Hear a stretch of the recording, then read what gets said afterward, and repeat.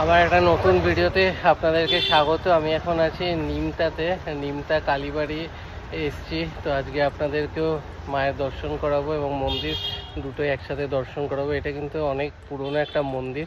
তো চলুন ভিডিওটা শুরু করা যায়।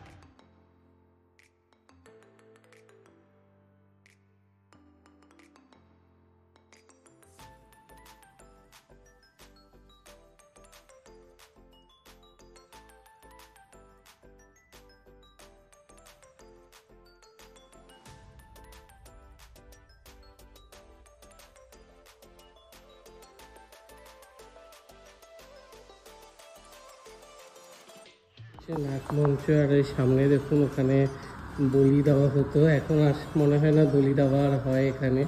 তো এই হচ্ছে নাটমঞ্চ, আর এইদিকে সোজা মায়ের দর্শন করাবো আপনাদের। চলুন সামনে গিয়ে মায়ের দর্শন করাবো।